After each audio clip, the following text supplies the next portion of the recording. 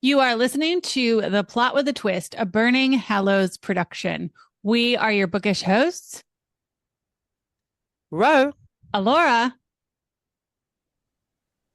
And Shea. If you like what you hear, please like, share, subscribe, and give us a quick review on your podcast app. It helps us become more visible to other bibliomaniacs. We publish bookish episodes each week on Wednesdays, so be sure to stay tuned for discussions and attitudes that are lit. Sometimes when we read a book, there are characters that just stick with you. Those characters that get a little place in your heart because they are just so charismatic. They are the humor, the support, the best friend, the pain in the ass, and that one we just can't get enough of. Today, we are discussing those secondary characters, the side characters that just grab you and never let go.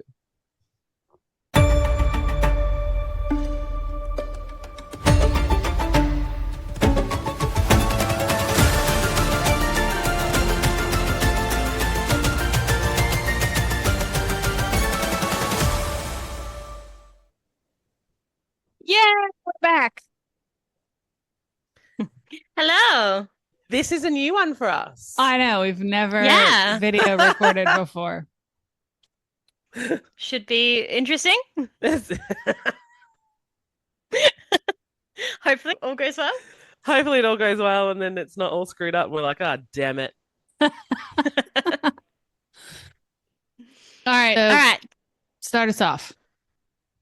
Yes, we are going to take it in turns. We're going to tell you today characters that we think, although they were a side character, we would have actually loved them to be a main character. We would have loved either lots of chapters from their point of view or a whole ass book. Yeah. Yep. All right. So you're going to start us off, Shea, yeah? Okay. All right. So first one I have is from the Legends of Thezmarr series, which you two haven't read yet, but Yes, you've been telling us this. for too long I'll at this get point, okay? there. So, from the Legends of Thezmarr series, there is a character called Kip Snowden. And basically, the Legends of Thezmarr, the initial premise is women haven't allowed to be warriors for generations because of this prophecy. And our main character, Thea, all she wants to do is be a warrior and work towards being what they call a war sword. Eventually, she gets to start training. And when she starts training, she meets this guy who is like the absolute worst amongst the bunch. He can't manage anything. He is like the one that is just laughed at because of how bad he is in training, in every aspect of training. Do you know what I'm thinking of right now is Mulan in that scene. Uh, Yeah. Be a man. And they're all shit. that vibe. That's what's popped into my head. Yeah. Look, Kip's a little bit of that vibe, but he's just so lovable and funny. And it turns out that like the only reason he's actually training is because he's really into strategy and war strategy and that. So when it comes down to it, he doesn't even actually want to be a war sword. He wants to be a strategist, and he's damn good at that. But he's also he's used as comic relief, but he is so lovable. He literally grew up in a tavern. Oh, nice. And so anywhere they travel, any different like kingdom within the world and that, someone knows him at the tavern, at every single tavern. Someone knows him. He is known as like the child of the Laughing Fox, which is the one he grew up in. And so Thea and their other friend Cal, every time they end up at a tavern, he knows everyone. He sweet talks his way into getting like free booze and food, and they're just looking at him like, what the fuck? How do you keep managing this? And I've been telling you, I'm so great. It's like, he's just the best comic relief I've read in a book where who should be the character that you think they're going to kill off because he's so seemingly useless in so many ways is actually really vital to that kind of core group of characters that are going on all of these quests together. And yeah, like the stories that I can imagine he would have to tell, I'd love to hear him. I would absolutely love to hear a whole book about him. Sounds interesting, though I'm a little skeptical because his last name starts with Snow. Yeah, look, forgive him that, okay? I He didn't can't choose his literally- name. I still have "Be a Man" going through my head. The whole time you were talking, all I can hear is "Be a man, you must be swift as a car." That's all I can Okay. hear. Yeah, now so do I. Thank you. Yeah, you can all get stuck with it too. My second one, Ro, you're going to agree with me here. From the Alliance series, I want Rob's book.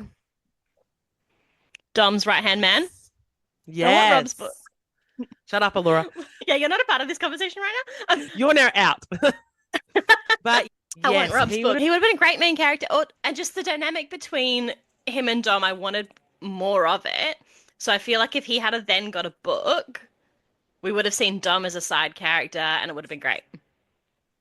Yeah, he was really good, actually. I liked him. I didn't think of him. Nice. Yeah. Yeah. I know she said that she's not going to do it, but I'm still just please. Oh, For so me. you remember when we did the Alliance series?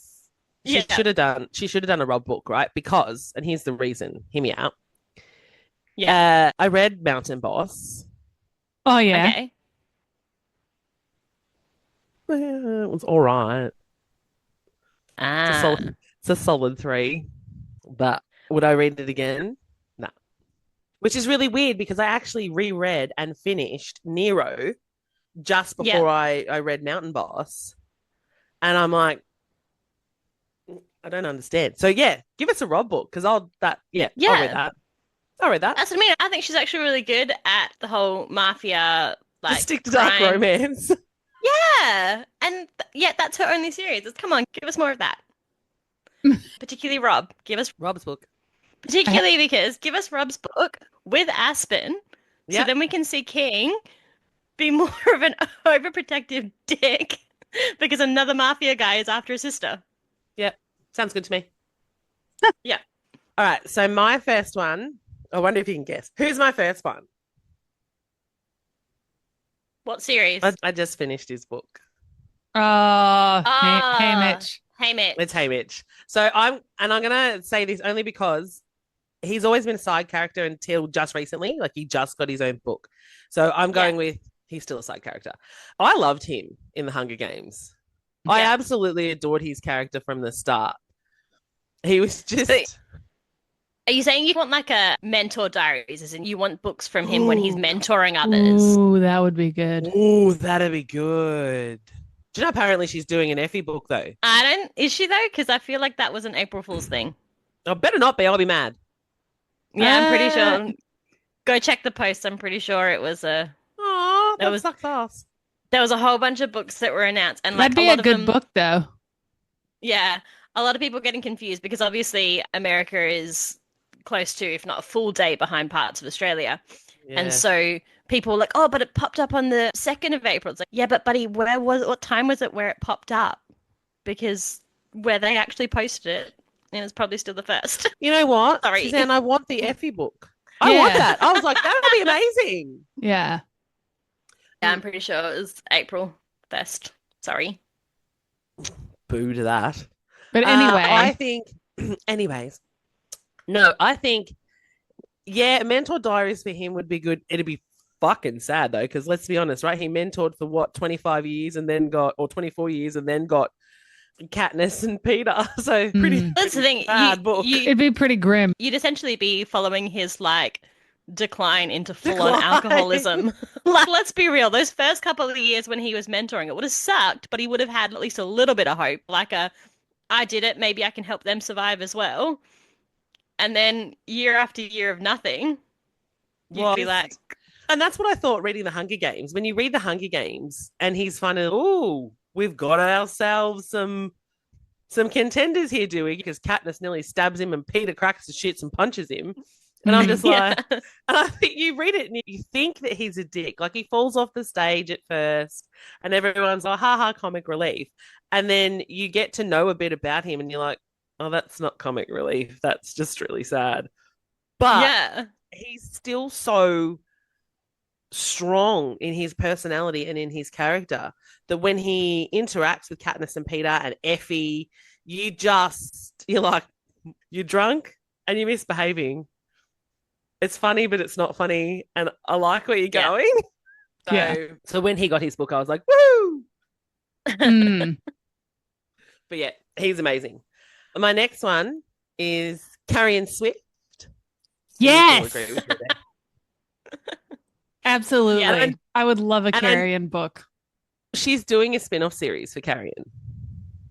Say And that's not fucking less. a April Fool's haha. Like No, was I know. actually She said out, that ages yeah. ago. Yeah. But when you read that book for the first time, you're like, this dude's hilarious. And he's the comic relief and the best friend, I reckon. Yeah. I know she slept with him and Yeah. stuff, but he's still the best friend and the comic relief. And he brings in a different aspect to the book. Yeah. Because without it, and I'll be completely, I love that book. You guys know I loved that book. Without him, though, I'm not sure it'd be as good.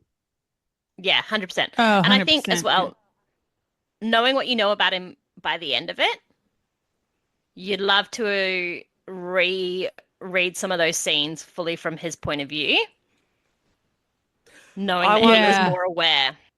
I Knowing want that- this scene, Yeah. the scene when Oh, the bath of when the Kelpies. I want that, but I also want the scene where he comes in and Kingfisher's like walks in the door and Carrion's telling her all about it, and he's just smiling.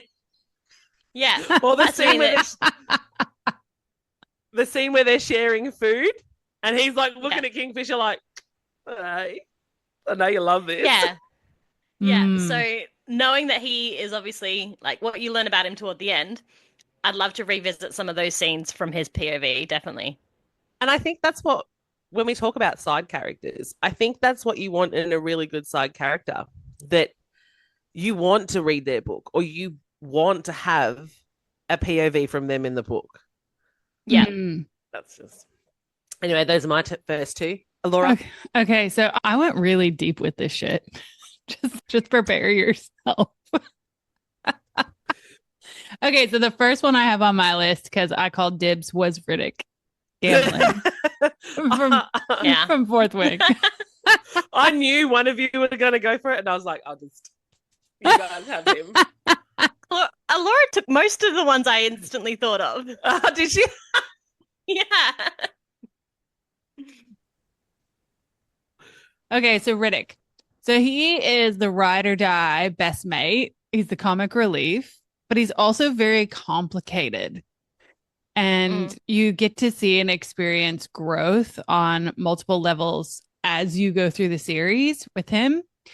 He's one you would call at 2 a.m. to come get you because you're drunk and your boyfriend broke up with you and you're Bail me out. yeah, you're completely in shambles. And he'd be like, bet I fucking got you, but I'm going to give you so much shit when I get there.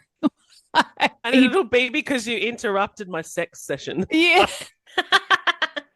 He definitely steals the show in certain parts of the series and makes you want him to have his own either book, spin-off series, chapters, whatever.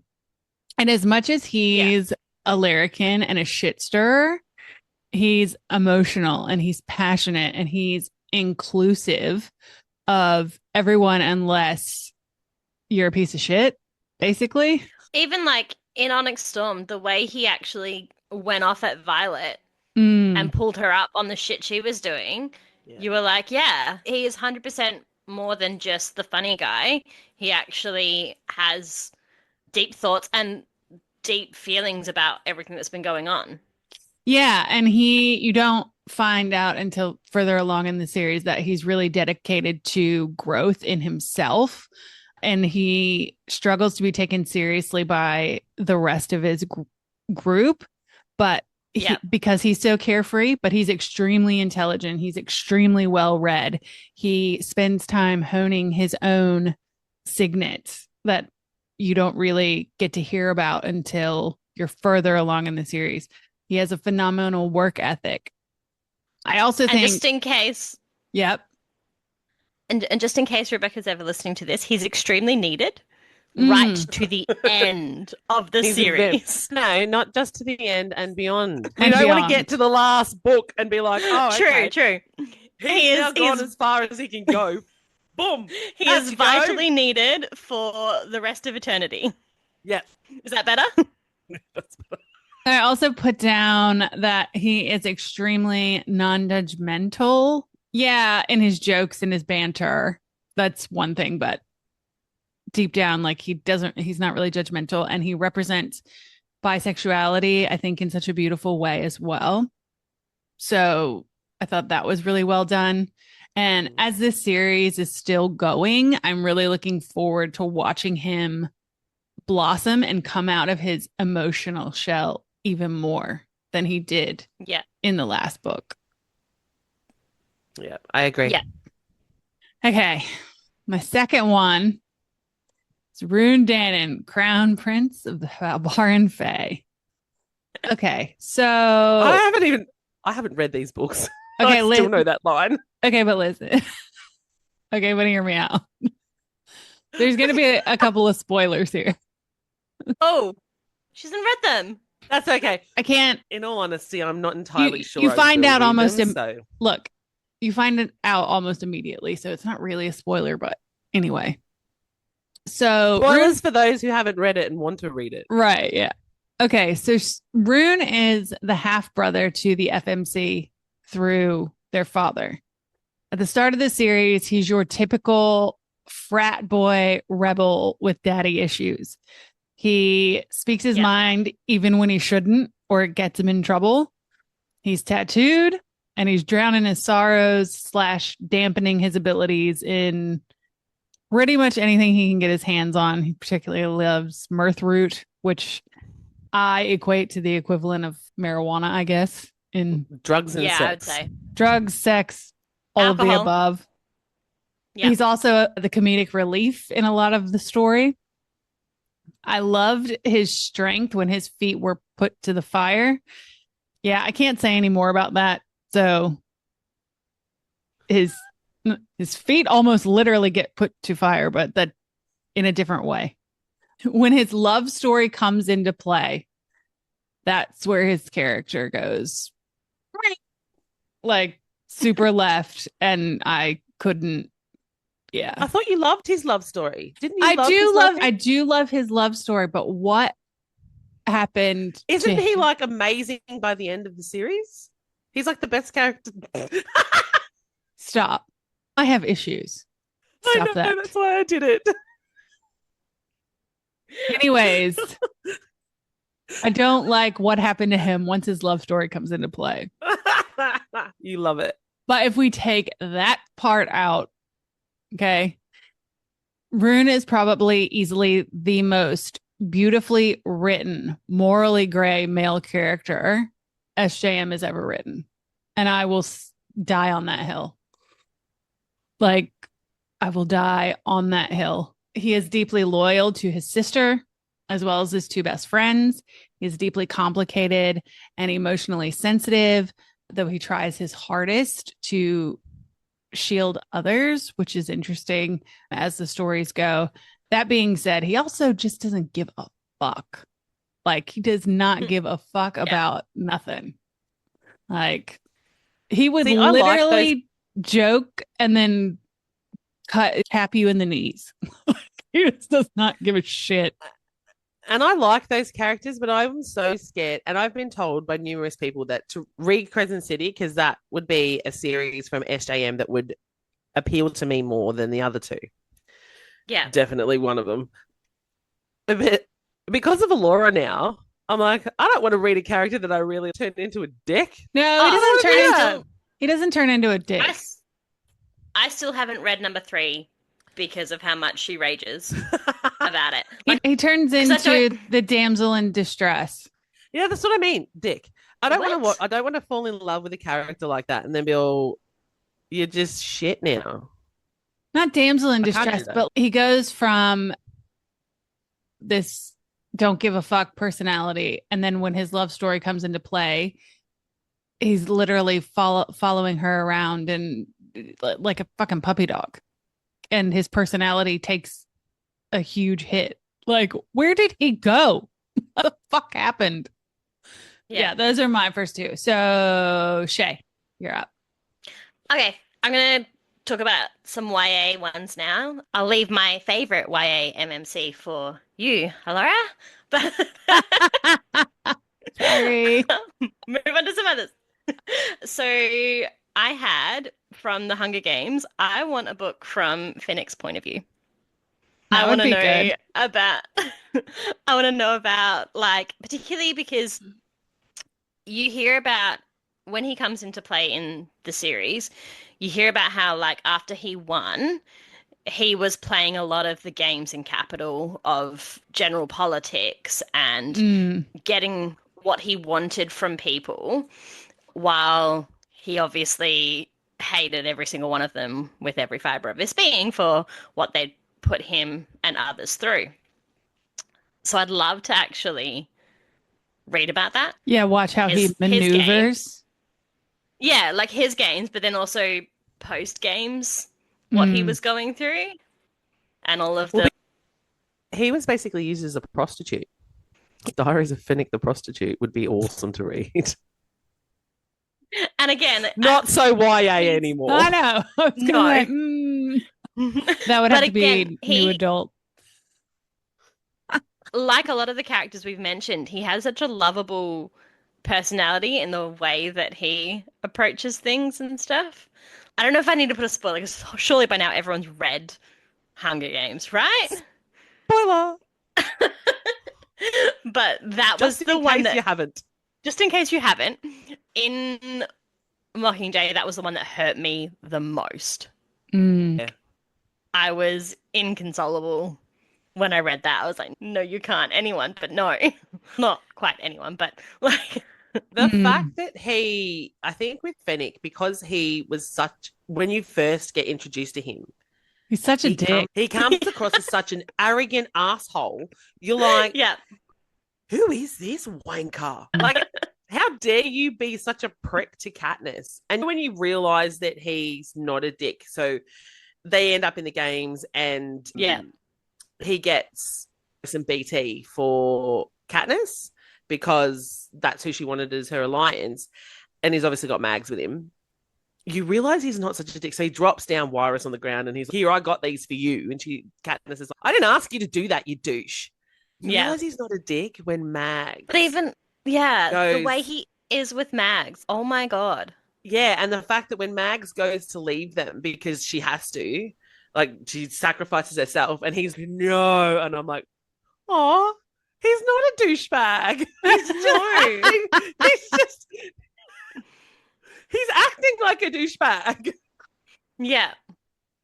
But yeah, I'd love to read about his life, like his games, but then also his life post games, I think would be really interesting. His life post games would be really interesting because of the fact that he traded in secrets. So all of his information and all of his payments, like that man would have a lot of information. Oh, yeah. Oh, yeah. Yeah, for sure. And obviously, like, he's still trying to come to terms with and deal with his trauma of going through the games where he, as a child, has had to kill other kids. And now he's being, passed around Capital like a piece of meat. Yeah. At the same time, he's willingly putting himself in these situations to gather information for the rebellion and to be able to learn all their secrets and stuff. I think, that would be interesting. Yeah. Yeah. Okay, your turn, Ro. This one had to come, right? Because everyone knows I like assholes. It's Eris. Eris that would be a good book. Yeah. Yeah, because I want to know the whole Moore situation. He has main character energy, like, so bad. I also, all the theories about who Lucian's actual parentage is and everything. Yeah. I want to know if Eris knows or suspects. I reckon 100% he knows. He knows. Yeah. He knows. He knows. And I feel like, see, this is where I get mad with all of the SJM fandom. Is the fact that everyone switched on a dime for Rhys. Yeah. Rhys, in that first book, Rhys, let's be honest, Rhys was a dick. Reese was a complete asshole. You hated him, right? Yeah. Yeah. I think I was intrigued by him because Tamlin was doing nothing for me. Yeah, and everyone thought that Tamlin's doing fuck all, mate. What are you doing? You're just watching her get abused. You dude. wanker. But when Reese licked her face, I was like, yeah. Dude, if somebody did that to me, straight punch to the balls. Yeah, you'd be you pig. And the deal he makes to save her life, and then making her wear nothing and dress, and she's basically wasted. You're just like, you fuck. But then second book comes along and everyone's, oh, Reese. What? They are. I don't think it's quite like a Baptist church. It's the Church of Reese. Don't laugh, but it's the Church of Reese, right? Because everyone's, oh my God, Reese is just the best. Reese is amazing. He's just been doing, yeah, exactly. Jazz hands for Reese. Oh my God. Anyway. But everyone accepted that. Everyone accepted it. And then we find out, you get little snippets from Eris where you're like, he's like, why don't you ask more? Why don't you get the truth from Dickface? Why don't you get the truth? We know how you feel about more. Yeah, but, and everyone's, and I'm like, ooh, what does he know? Yeah, there's definitely more to the story there. He's got that vibe. He walks into the room and it doesn't matter, right? Where he is or where they are, what room they're in. When he walks in, everyone's like, Eris is here. For a character to do that in a book, you've got main character energy. Even if you're the villain, you're the asshole, you're the douchebag, you've got main character energy. So I would love to see his story. I fully agree. And if he ends up, and if she does write it, and it ends up being Elaine, I'll fucking fit. No. That's a theory that people have. Elaine. Why? The wallflower that is fucking Elaine. Let me just... Does she not have enough potential people to be with? Like, Jesus. Why? You guys both haven't read Crescent City. So all I'm going to say is there are things in Crescent City that relate to Azrael. Elaine? No! But you'd have to read it. I've only not read the third one. I read the first two. No, it's in the third one. Because in the third one, Azrael and Nesta show up. Give me as an heiress. Yes! Done! Okay. 100%!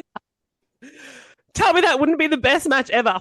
Fuck off, Reese and Feyre, Cass and Nesta. This is the ship everybody will love. Called it now. Yeah. But yes, all I can say is Azrael and Nesta show up in the third book of Crescent City. So there are things in the third book of Crescent City that relate to Akatar, mates, etc. But you'd have to read it. I don't want as because I know things that you don't know. I know things. But I don't know if I want to read it because of you. You're the reason I haven't read it. You're just gonna have to pull on your big girl boots and fucking do it. Put on your big girl panties and read the damn book. Like, just take one for the team, man. Like the way you just said, because of you. It's like, read the book that I've spent the last how many years making sound so unappealing to you. Hey, look, first half is good. The first almost 3/4, I would say, is good. But then my whole problem is with Ruhn. So it's my whole problem. That's not helping either. I love Ruhn in book 1 and 2. Anyways, like I said, put your big girl boots on and your big girl panties and just read the damn book. Anyway, that's finish Alliance. No, but she doesn't like Alliance. You like, okay, she doesn't like the Alliance series, and that's fair enough. But you like Crescent City, so therefore it's different. So why do I want to not like it anymore? That's true. But she's allowed to DNF. Yeah, but so she doesn't also, like it. okay, once again, though, we all know that there are books that you guys love that I don't, and vice versa. You might read it and be like, oh, this is a masterpiece, especially because you have read all of Throne of Glass, which also comes into play in the third book of Crescent City. But because I haven't read all of Throne of Glass, I'm not sure all of the pieces that I missed. Okay. Okay, so this one is a YA one. This one, Shea was quite upset that I said that I picked it. Stole. I didn't steal it. I posted my list first, you bitches. So don't even. But you stole him because he is mine. That's all I'm saying. Okay. Okay, so it's Adrian Ivashkov from Vampire Academy. And then he ended up becoming an MMC in the spinoff, which was Bloodlines. Yeah. So he's a Royal Moroi vampire who is attending the Vampire Academy. He has another character that is extremely complex. He is a tortured artist who doesn't understand his magical gifts, if you will. He's another one that self-medicates to keep himself literally sane. Throughout Vampire Academy, he provides snarky comic relief, good banter, loyalty. He has mommy and daddy issues, mainly because his dad is a piece of shit dick, yeah, who verbally abuses him on a regular basis. He becomes ride or die, but he absolutely starts off looking like the self-absorbed, can't be bothered, spoiled little party boy, yeah, frat boy. But you learn as you read along that he isn't okay with the political system that is in play and that's going on and what's happening there. He isn't okay with the responsibility he feels like he's been born into because he doesn't want anything to do with it. He also struggles because of his gift. His gift is actually something that can drive him mentally insane. And so learning how to balance that without drugs and alcohol, it's like a challenge throughout his story. As the series progresses, and especially when we see him become an MMC, you get to know him even more deeply than the original traits that are shown of him in Vampire Academy, which is he's impulsive and he is non-judgmental. He is selfless to his friends, but there's even more when he becomes an MMC. But there have been, and I love that I found this, there actually have been analyses of the books that say that he is possibly a representation of someone with bipolar mental health hurdles because he experiences the highest of highs and the lowest of lows, and you get to see all of that. And I love it when the author is being more inclusive to things like mental health struggles, including disabilities, race, gender, all that good stuff. Yeah, I thought that was really good. And and he got his own series, so. Yeah, when I read Vampire Academy for the first time and he shows up as a potential love interest, I was like, hell yeah, here we go. And I was like, full. That was one of the, because it was in a time when almost every series had a love triangle at one point or another in it. And that was, for a lot of them, I was like, this isn't actually like a love triangle because the choice is so obvious to me, or I didn't really get much connection with the one that's in there to try and stir the pot. Mate, the other one that makes the triangle. Yeah, but there's always one that's introduced and you're like, yeah, okay, this is not going to work. For example, took around the same sort of time, Twilight. At no point did I ever think that Jacob was going to work. Be endgame reading that book. Or even still never read it. At no point. Okay. But Hunger Games, again, at no point did I actually believe she would end up with Gale. Oh, so I did. Nah, I didn't think it at any point. But then when I read Vampire Academy, I completely fell in love with Adrian and his character. And the only reason I'd say I ever got to the point of not wanting him to be the end of the love triangle was because I thought he deserved better than her. I was going to say that's the only reason. I was like, Yeah. you know what, Rose, you can fuck right off with your bullshit. Yeah. Like, you stupid cow. How dare you treat my Adrian that way? Exactly. And he ends up with a better person in his so, series. Like, when he's introduced and they start, I was like full team Adrian. I was like, yeah, please let this be where the story goes. But then the more she started with her being bullshit, started being worse and worse toward him, I was like, you know what? Fine. I'm still team Adrian, but I'm not team Rose. Go away. Yeah. And I hope you can't fix Dimitri, you fucking cow. Yeah. I hope it all fails for you, you bitch. End up alone. Yeah, I agree with that because when I was initially reading The Vampire Academy, I went, he sounds like he's got bipolar. Yeah. That was where my brain went. He's got the highest of highs and the lowest of lows. And there's no in between for him. And I was like, you know what? He is very one extreme or the other. Yeah. Yeah. And I went, he sounds like he's got bipolar. I did. I adored Adrian. And I think we were all the same. We were all very much Rose, you fucking cow. And especially when it's described in the books as, it's not, okay, when he becomes an MMC, when we get into his series, there are scenes where it's literally described where he hasn't slept in days. And he's been up painting and he's manic. He's manic in those moments. Yeah, for sure. Do you know what else I found with his character? She wrote him so well because of the fact that he ended up being quite intelligent as well. He wasn't just the larrikin and the comedic relief and all that kind of stuff. He was also very intelligent. And when I really realized that was in the first book. I think it was the first book in his series.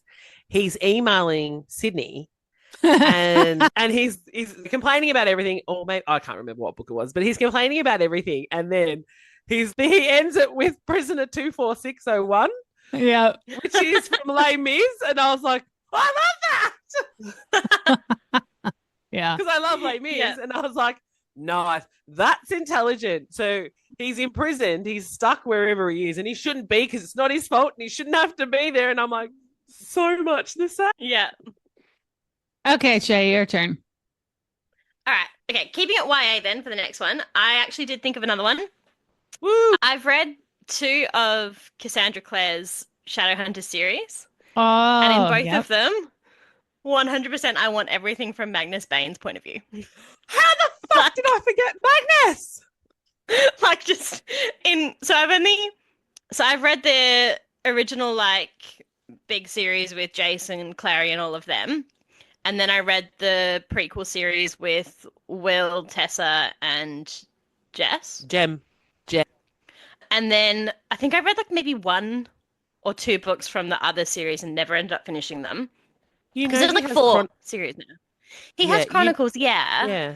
But I just wanted, in the original series, I just wanted like chapters and chapters from him.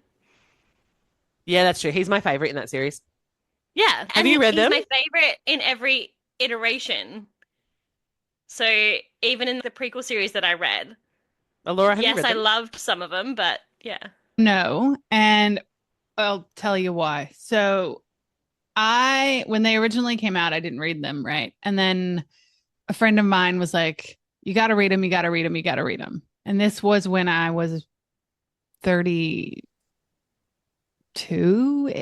so about 10 years ago. So I ordered them, and I think I just missed the boat because I was like, no, I can't do this. I tried, but I think it was too cringy for me by then. I may try again, maybe in audio format or something like that, but reading the books, like I couldn't get into it. Yeah. No, I get that. Especially that first series, I reckon, is really YA. It is very YA. The prequel one's better. The prequel one, I think. Yeah. Yeah. That one you might be able to get into better. Yeah, maybe. But in every one that I've read, you would love Magnus, though. Allorah, you love him. He's so good. He's so the best. And he's so wonderfully queer in that he's he doesn't identify specifically as a specific sexuality or anything. It's more just that he views each person individually. So isn't that And pansexuality? yeah, but he's not about he's not He's not about even labeling about that himself. though. There's no That's what I'm label saying. for Like him. he's just he views people individually, and he has in the original series he has such a beautiful love story with another character who, because the Shadowhunter Academy in some ways has a lot of like religious undertones to it And they're very in old school. how yeah, in how strict they are about a lot of things and stuff. There's quite a lot of kind of religious undertones to it. And so in that original series, basically you've got these shadow hunters that are trying to keep all of the magical beings under control. They're like the government essentially for all different magical beings. And so because of that, they're taught to view warlocks and vampires and werewolves as all being beneath them and in need of governing and control. And Magnus is a warlock, and he is hilarious. And he has this beautiful little love story with one of the shadow hunters who is like, when I read it, particularly because of my upbringing, when I read it, I was reading it a lot as like him pulling Alex out of this kind of rigid religious trauma he didn't realize he had kind of thing to actually be able to be himself. Yeah, Magnus is. Have you read any of the Chronicles? Are you talking to me? No, I'm talking to Shay. Ah, No, I haven't. So do you know why I got a Kindle? It was because those Chronicles only came out in digital format. oh wow. Originally, they were in digital format, and Magnus was my man. I loved him so much. And because she only was releasing them in digital format, I was like, fuck, I have to get a Kindle. Yeah. I did. So I did. And they're the first books I purchased. And you know what? There's of that original series, there's a movie adaptation that we don't talk about. Yeah, don't But talk about the TV show, I was so happy with the casting of Magnus. that. Yeah. He was. embodied him exactly how I was Exactly. imagining him. And it You was need to read the incredible. Chronicles. You need to Yeah. read the Chronicles because I loved them. I adored them so much. It wasn't funny. Magnus is the kind of character that is not only he's a big brother as well. Like he's a big brother to Clary. He's a big brother to Jace, and because he's a warlock. He's lived for thousands of years. He's and thousands of years old, and it's interesting because when you read him in that original series, he's so reluctant to be that big brother, to care about all of these new kids, basically, because at that point he's lived for thousands of years. He's seen, people come and go throughout his life so much at that point that you can see this kind of like reluctance to be a part of another kind of revolution group. And you get that because of the initial ones. Yeah. Because if you've read, because there's so many spin-off series, if you've read, what's it called? I've got them somewhere. The Infernal Devices? The Infernal Devices. If you've read that, he grew attached to the original three characters in that. And then when they didn't all die, but they're fucking going to die on me. All humans die. So therefore, why am I going to get involved in this? And when he eventually does get involved, he is the big brother. And the Except protector. Alex. No, that's a bit weird. But he's the one that makes them see that they're being so stupid. Yeah. He's just, you're not even, what are you doing?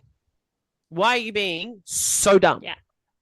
Anyway, but so they're probably not for you now, Allorah, only because I waited on the last couple. The last one came out in 2014. Yeah. And I waited. So I can't remember how many I waited on, but I reckon I definitely waited on the last two. Okay, so and that's ahead. What I found as well, because I think there's a prequel series that was like the last lot that she released that's between Infernal Devices and your main Shadowhunter series. Yeah. And basically it's Will's an adult now and it's his like kids and everything. And I read the first one of that maybe 2-3 years ago. Yeah. And I was like, I've probably outgrown her. Yeah. But again, the standout was Magnus. I was just like, okay. 100%. Still love him, but all right. So my next one, I'm also going way back. Okay. And I'm also going YA or children. And that's Draco Malfoy. Do you want Draco as a kid or do you want like a new adult Draco? Oh, you definitely want a new adult Draco. But my point is, the fanfic says it all, right? But my point is that even though Draco's technically like a villain, right? He's not, throughout the series, he's not the nice guy. He doesn't become friends. Nothing like that. And if you've read The Cursed Child, then they're still not friends. But there is one YA version of Draco I would be so interested to read, though. And that is him in his 6th and 7th year when he becomes a Death Eater. Because a Death Eater. Because he doesn't, even reading the original series, he doesn't become a Death Eater just because he wants to. They manipulate his mum. They manipulate. Do you know what I mean? Like, there's so much else going on in the background with that family and the way his dad treats him and everything that there's. We love all the Draco fanfic and everything, definitely. But keeping one YA thing that I would want is I would actually love to read the 6th and 7th year for him and what it was actually like to be essentially forced into that life. Yeah, because he doesn't actually want to be he says he does, but he doesn't really want to be a Death Eater. That's not what he's about. He's just sprouting what he's. And here's the thing. Even there you go. Even if you look at his mission in book 6 and how that all goes down, there's a lot of hesitancy. There's a lot of he's delaying it. There's a lot of he basically parrots everything that his parents tell him, exactly the way kids do when you've got parents who parrot racism or bigotry or something like that. He essentially is exactly the same as what we get in real life. His parents parrot rubbish to him and he's just doing it back. But I love the fact that you can still see that kid was just, I'm really not sure about this. Not because I don't dislike Harry. I don't like Harry. He's a dick. He didn't like Harry. But yeah, you could just see morally he was, I don't like this. But he played the villain so well. I liked his little jabs and his little, wait till my father hears about this. I loved all of that from him because he was just so strong as well, regardless of the fact that he didn't fully agree with his parents. He was just such a strong character. He had such a presence. Yeah. Like, you remember Crab and Foyle. I think he had a lot of growth as well. Yeah, he did. But that's the thing. I think he had a lot of growth as well from that first meeting him as a year, what would it be equivalent to, like a year 7, like a little year 7 kid, to a little pain in the ass. Yeah, to then how he is by the time that he is being initiated into the Death Eaters and everything. He had a lot of growth as a character as well. Do you know when I was talking about this episode, I was telling my hubby about it and he was like, Neville. I didn't even say I was using Draco. He was like, Neville. And I'm like, you know what? Yeah. Yeah. By the end of book 7, you're like, yeah, Neville's a character I wouldn't mind seeing more of. Yeah. Especially since by the end of that, you find out that essentially it could have been him. Yeah. From the beginning, it could have been Neville. Yeah, but for me, Draco, I just think his presence, he just had such a good presence. Yeah, for sure. And I have a villain-esque character on my list as well. Yay! Yeah. But so my next one, Okay. I'll stick with the YA theme we've got going, and then the last one is my villainous character. But the next one I've got is Theta Knight from the Diviners. Have you ever read the Diviners series by Libba Bray? No. I know you have. Yeah. Have you? No. No. Okay. It's really good. No. You should read it. So the Diviners is a series by Libba Bray. It is a You know what? Yep. I think read it in September because it's or October. Like it's got nice spooky vibes. Yeah, it's a Okay. paranormal magical realism story involving a pretty large cast of characters. Each of the diviners has a special power. The story is set in New York City in the 1920s. Okay. The FMC of the book is a small town girl from Ohio who basically her parents kick her out because she's throwing parties / seances with alcohol during Prohibition. And they're like, yeah, no, we're banishing you to go live with your uncle, your eccentric uncle in New York City, which they think is a punishment. And she's, fuck, yes, I cannot wait. Yeah, exactly. So she can't wait to go. Along the way, she is introduced to others like her. And you have to remember in the 1920s, there was this, at least in the US, I don't know about, I think it was most of the world too, but people would have like salons and things where they would come for seances and table tipping and these kinds of things. Like it was the in thing at the time. But anyways, so the FMC is introduced to others who are like her along the way. And one of those characters is a 17-year-old girl named Theta Knight.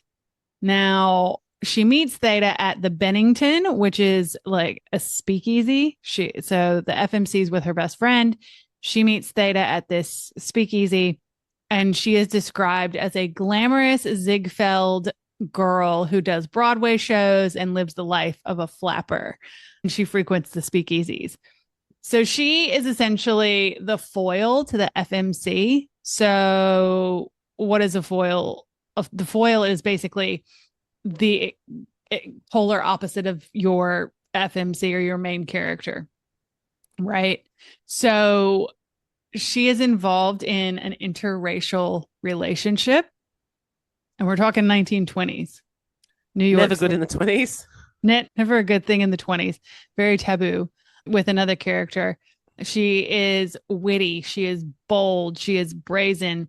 She really is the pinnacle of female empowerment in a time when women really didn't have a voice. And she doesn't give two shits what society thinks. She lives by her own moral compass and encompasses the feminine rage of the 1920s so beautifully. And I actually have a couple of quotes because I thought they were just really good. So the main character's name is Evie. So this quote says, Evie decided she liked Theta. It was hard not to be taken by her glamour. She'd never known anyone in Ohio who lived on her own terms, wore men's silk pajamas in a public lobby, and could toss a dozen roses like they were a cup of automat coffee. So back then, women hardly wore pants.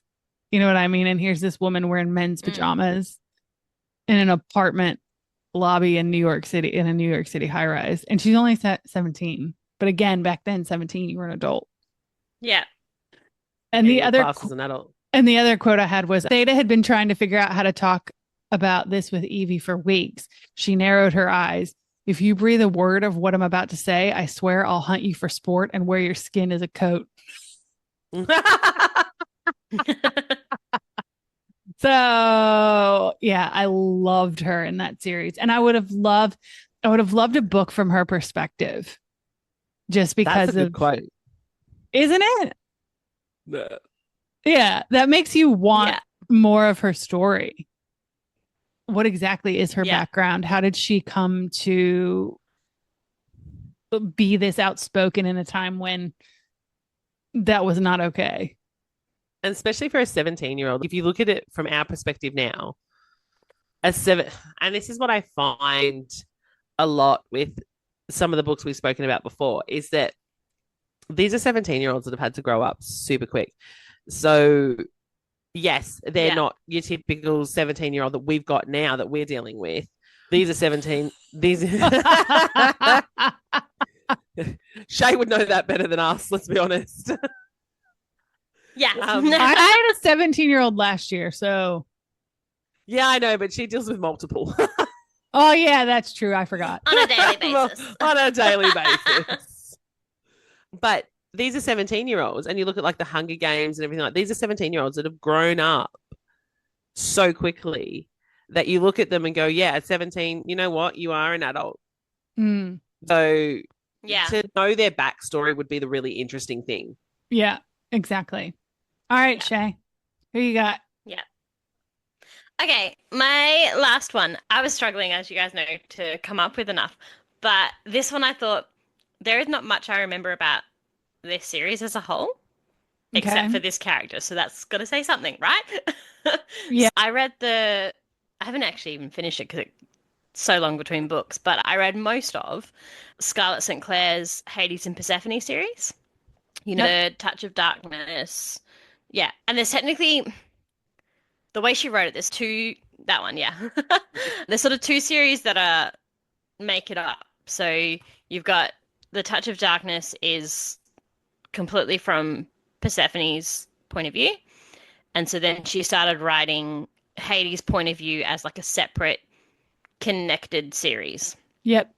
And it's now recommended kind of from Hades one and back and forth because they overlap in time.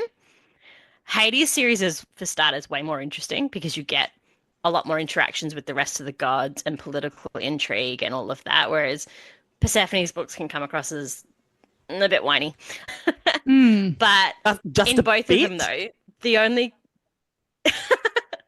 yeah, just a bit whiny. I haven't gotten past the first one. Yeah, switch to Hades' point of view. It'll help. It'll really help because he actually does shit. But in even saying that, in both of them, the one that stood out to me was the character of Hermes because he's such a shit stirrer. And again, there's a lot of kind of conflict going on between the various gods and everything, and Hades versus Zeus, and who's on Zeus's side, who's on Hades' side, and all of this kind of testing loyalties and all of that. And the whole time, Hermes is just having fun. He's stirring the pot. He's stirring the pot so bad. And so like when Persephone, obviously at the beginning, but when Persephone comes into it and Hades makes the deal with her, she's going to try and make something grow in the underworld, and he's not going to get it actually romantically attached to her or anything. No, it's just a deal. It's just a bargain. And Hermes is sitting back going, sure, buddy, you don't care about her at all. You're just a bargain. Like, you're not fooling anyone. And so the one-liners that he gives in both of those like series, and the things where you go, you can see Hades wants to kill him, basically, but can't. And 100% Hermes knows that. Hermes knows that some of the shit he says to Hades, if someone else said it, if someone else less useful said it, Hades would fucking kill him. Like I said, I genuinely can't remember a lot. I read those ages ago, but I can't remember a lot of the plot. I can't remember a lot of any of the main things that happen, really, of any of them. But I remember loving Hermes' character. And now that you mention that, as I said, I just showed you, I've got the first one on my bookshelf, and I haven't gone past it. But I remember Hermes. I do remember Hades, and I remember Persephone, and I remember the plot, but I don't really care. Most of the plot, can't remember at all anymore. And I think partly I can't remember a lot of the plot because I've read at this point now so many other Hades and Persephone retellings that one goes further and further down the list for me. Yeah. But the only thing that stood out was Hermes was, he was hilarious. He was a well-written character. Yeah. All right. All right. So my last one is actually, it's from a book that neither of you have read, I don't think. Her name is Rebecca Ehring, and she is from Assistant to the Villain. Oh, okay. No, I haven't read that. Haven't read it either. Yes. So you guys should read it, right? Because you think the name is Assistant to the Villain, it's going to be dark. It's actually not that dark. Yeah. It's totally rom-com-y. It's a super cutesy folks, let's call it folklore read. Like, it's super cutesy. It's super cutesy. Yeah. And I liked it. But so our main character, Evie, ends up being the assistant to the villain. He's got magic. There is a magic system, and they meet. He's running from the law, and they meet, and she helps shield him. So he decides that she lost her job. Oh shit, I'm screwed. So she decides that he's like, all right, come and work for me. She's like, I don't know about that, but she decides to do it. One of the people that work in his office, and it is an office, like the funny thing about it is it's a whole office on. Yeah, because she said one of the things that inspired her series was literally the show The Office. Yeah, and so Rebecca, or Becky, as Evie calls her. Oh wait, is she the HR chick? She's the HR chick. So like, I've seen her her TikToks in all the lead up to this becoming an actual book. I've watched so many of her little skits and stuff. And I was like, when you mentioned Rebecca, I was like, hang on a minute, what was that HR lady's name? Because in all the skits that she puts up on TikTok, it's always Becky from HR. So Becky from HR, you initially meet this chick and you're like, fuck, you're a bitch. I hate you. Leave Evie alone. Evie is just this sweet, super sweet girl who's trying to make a living, because this is set back in ye olden days. So she's trying to make a living. She's trying to support her family, her dad who can't work. She's trying to do all of this. And you're just a bitch, right? But then there's times where you're just like, holy shit, Becky's not a bitch. Becky comes across as a bitch, like all HR. Like all of HR. But she's not. So there's a couple of scenes where Becky's, what are you going to do about it? And Evie's just like, I'm going to do this. And she's like, okay then. Like they bounce off each other. Yeah. She's a strong character. She's got this knowledge of the world and of, the villain industry that she, like, I don't want to spoil it, but there's a part at the end where Becky walks in and she's just taken a look around and she's just gone, okay, Evie, is this what? Oh, no, she doesn't call her Evie. She calls her Evangeline. Evangeline, she uses her full name. And Evie calls her Becky because she knows it pisses her off. But she walks in and she's just like, oh, you are making more work for me. And Evie's, yep, but you're good at your job. She's like, yeah, I know. You think she's a bitch and you hate her. And as the series goes on, there's just all these little interactions. There's all these little things that she says and does. And you're like, you know what? You're not a bitch. You're a very strong character and you're a very strong woman. Not a bitch, though. And they've got this relationship where they don't hate each other, but they don't love each other. But they work so brilliantly and play off each other so well that by the end of the book, I was like, oh, I love Becky. Not Becky from HR. But yeah, her character, I would love to know her story. Yeah. I would really love to know her story on how she came to work for the villain, what her day-to-day job is for the villain, because she gets very frustrated when she's clearly got OCD. Because she gets very frustrated when shit is not exactly as she wants it. But I would love to know her backstory, because she's just, I can't think of the word to describe her, but you know that character that you get where you're just like, you are so strict and so pompous, and so you come across like you're just loosen up a little bit. But at the same it's time, totally type A. Yeah. And exactly. And that's a good word for it. Massively type A. And then by the time you get a little bit more information on her, you're like, okay, you are type A. But why? But why? Yeah. And you're awesome. You're so good. And the timing with her and the things she says and her insights in that book are just spot on, written brilliantly. So I want a book from her perspective. I would like to watch the relationship between the assistant and the villain through her eyes, because I could just see her being like, oh, for fuck's sake. You two, stop bringing bloody bodies into the castle. I've had enough of trying to get everyone to clean up after you. You sit down and do your job. You're his assistant. Assist. Fix his calendar. Like, I can just see it. Anyway. But yeah, I loved her. All right. That is definitely, I got to put that on my TBR. I don't have it on there You yet. really should. I've got to try and, so I've got the second one and the third one's coming out. And honestly, you guys should read it. I giggled. I was giggling through it all. The twists and turns in it are really good. So she's got some great kind of moments. I didn't guess the end. You know how, because we've read so much, we know, I reckon A, B, and C. Yeah. And it got there. Sometimes you're happy that you picked it and you're like, oh, I knew. And other times you're like, oh, this is shit because I picked it. I didn't actually pick this. I had an inkling and I was like, I reckon. Yeah. And I was like, I reckon this is what's going to happen in the end. And then I got to the end and went, fuck me, I was wrong. And then I got to the very end of the book, like the last couple of pages, and I was like, oh, when the fuck is the next one coming out? That's a good book then. And I have it.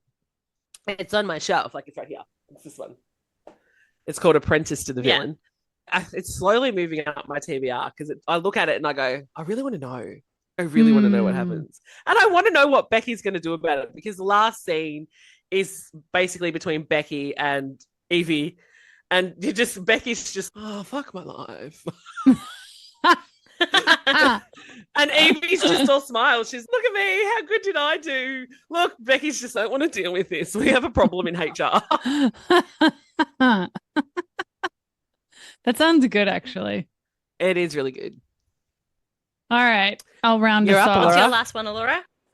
Okay. So my last one is Parisa Kamali from the Atlas 6. Have you guys read any of those? I haven't, but I have them. No. Okay. Story time.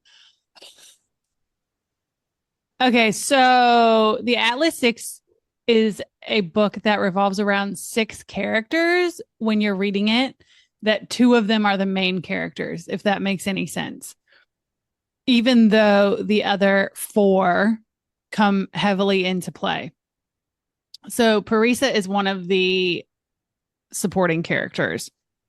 So essentially 6 people with supernatural gifts are invited to attend a secret academy to hone their talents. The catch is, in order to make it into the society, only 5 will get to live, and it's up to the other people in the group to decide who they're going to eliminate and how. That's lovely. This series is very polarizing with people, and I think, like, you either love it or you hate it. And I will say that this is a dark academia magical realism read, and it relies heavily on theoretical physics. I feel like the people who did not enjoy this maybe couldn't wrap their heads around the concepts. And to be honest, if I didn't have a background in magical practice, and if I wasn't such a nerd who watched documentaries on, oh, come on, man, like Einstein and paradoxical travel and things like that. Not paradoxical travel. What the hell am I trying to say? But anyways, I don't know if paradoxal is a word. Paradoxical. Yes, it is a word. But like theory of relativity, things like that. So you're talking about like interdimensional travel? Yes. Like things like that. Okay. Now, back to Parisa. So she is the sex-driven femme fatale of the crew. She is a mean girl. She uses her looks and her sex appeal to manipulate both men and women. Nicely done. However, you learn, and this is not a spoiler because you learn all their gifts pretty much right away. You learn that she is a telepath that only read. That's cheating. She cannot only read other people's thoughts. Like she cannot only hear other people's thoughts. She can visually see them, but she can also imprint thoughts into other people's brains. So she's not using her feminine I like wiles at all. She's just, hey, do as I say, bitch. But okay, so I think she's an excellent mean girl. You love to hate, but when you learn more about her story, you understand why she is the way she is, because she starts to talk about how hard it is, and you as the reader start to question yourself if you had this gift, right? Where you could hear every thought of every man or woman you ever came into contact with, when most of their thoughts are either degrading you, envying you to the point of jealousy and wanting to see you crumble, seeing you as nothing but tits and ass, seeing you as a sexual object to the point of wanting to grape you or harm you in some other form or fashion, or even torture you. Like these are the things that she is able to hear from crowds around her, like all the time, because she is gorgeous. She is beautiful. Yeah. Yeah. So as much as Parisa displays deplorable behavior to her other 5 companions within the society, you also like really want to see her win in a weird, messed up way. And it also needs to be said that most of the characters in this series are morally gray. And it's a very sexually liberating and diverse series, because there's everything in this book from bisexuality to pansexuality to asexuality. Like one of the characters is completely asexual, which I found to be fascinating as well. But yeah. I picked Parisa in particular because I just thought, like, I would love a book from her point of view on how she dealt with that growing up, and like what her, like, just how she dealt with it, how she got through it. Because if I had to hear that shit all the time, oh, dude, I'd go mental. I don't think I can handle that. Yeah. It's very and you just kind of, but you get more and more cynical toward the world. And you know what? When you read the Atlas 6, right? So it is obvious that there are 2 main characters, but the other 4 characters that are part of the society, you end up wanting a book from them all, because they all have these unique talents and these bit of backstory where you're like, holy shit, like that must be difficult. Like, what else happened to you? Like, trust me, these are some very morally gray people. I think you in particular, Ro, are gonna really like it. Yeah, it's on my TBR, and as I showed you, it's on my bookshelf.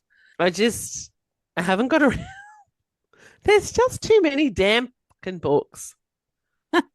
Yes.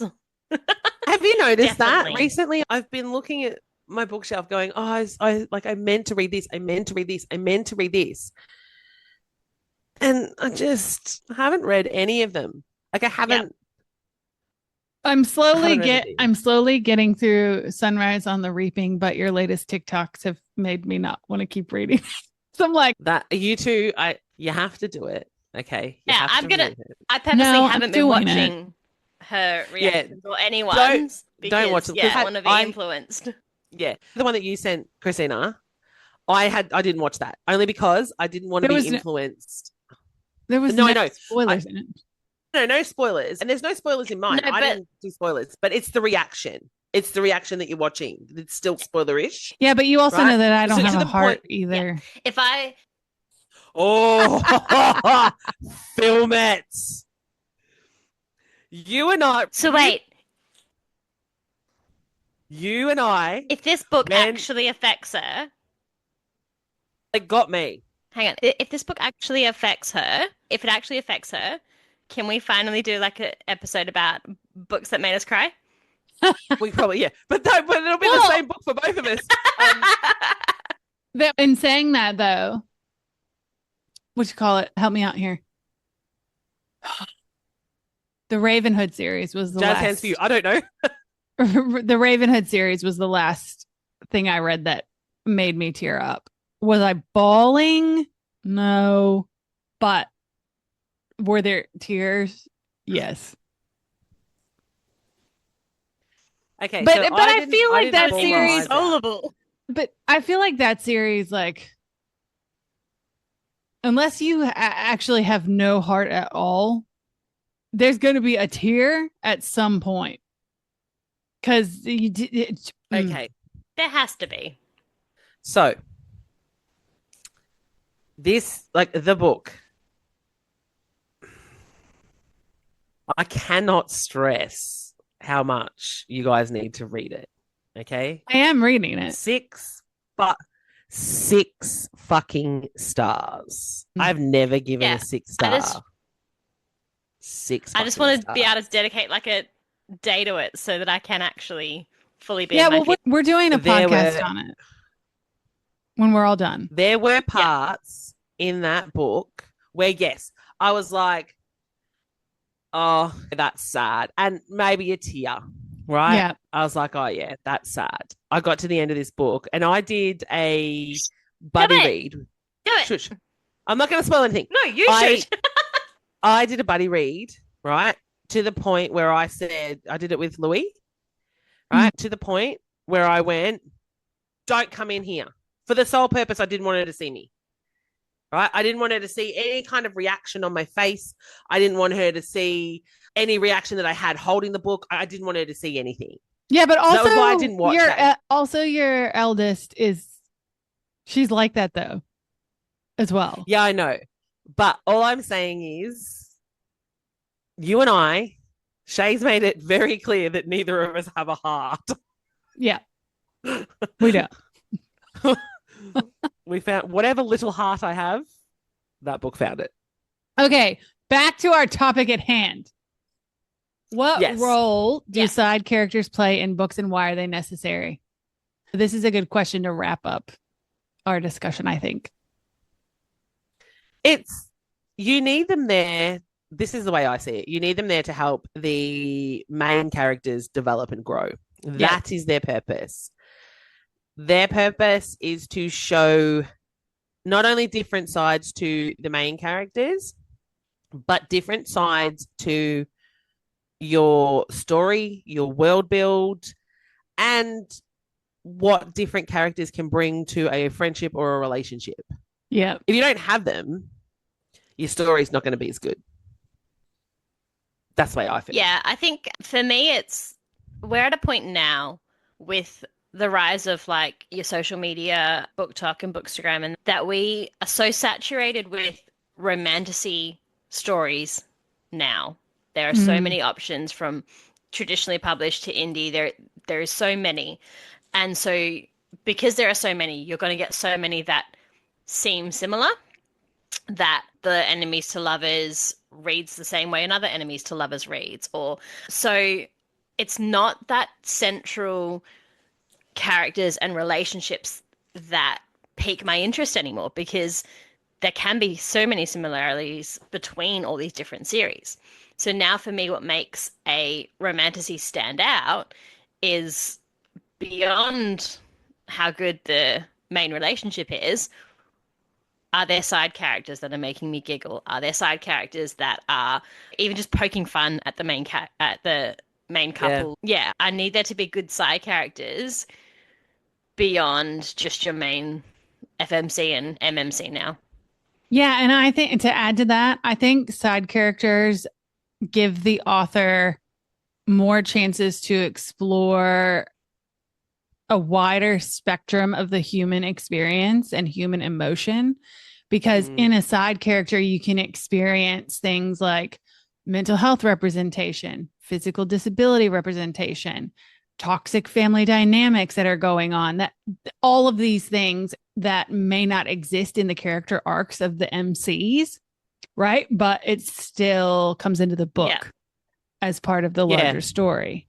And I don't think that, I think with outside characters, you wouldn't have that. And apart from that, you get the comic relief, you get the foil, like the mirror for the MC. And you also get the opportunity for more diversity, whether it be in race, religion, gender, sexuality, pick a category. Yeah. Make a character. Yeah. If it doesn't align with your MCs. Yeah, exactly. All right. So is it that time again? It's that time again. It's that time again. All right. So time again. So throughout this whole entire episode, I've done some singing of Be a Man, and now you're doing a dance, Allorah. All right. So today's Stop cocktail it, I just got that song out of my head. Now it's back. Be a man, you must be swift as a coursing river.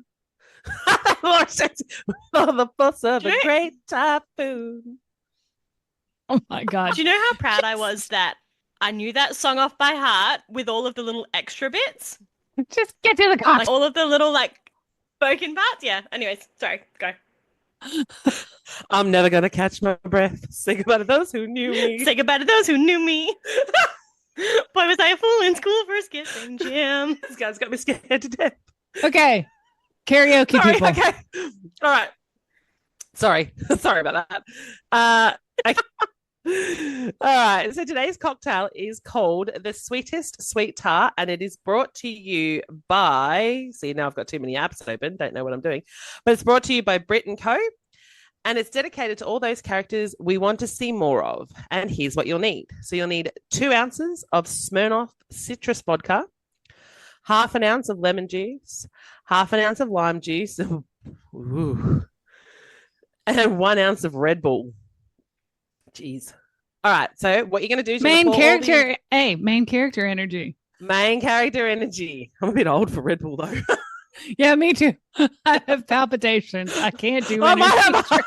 I might have a heart attack. Okay. So what you're going to do is you're going to pour all the ingredients into a shaker over ice, strain, shake, and strain. For the rim, you're going to use a lemon wedge to moisten the edge of the glass. For a tart rim, you can, in a Ziploc bag, crush up some sweet tarts, then roll the glass in a simple syrup and repeat with the crushed tarts. So you're then going to roll the rim of the glass along the sweet tarts. Pour your drink over ice. I would say before you pour the drink, leave it in the shaker, do your rim like a margarita. Yeah? Yeah. Yeah. Okay. Yeah. All right. Oh, sorry. I thought that was assumed. Okay. Keep going. Yeah. Because if you're going to pour the drink in first and then try and... Yeah, that's not going to work. Anyway, yes. Okay. Leave the ingredients in the shaker until your rim is ready. God. You knew that was coming, right?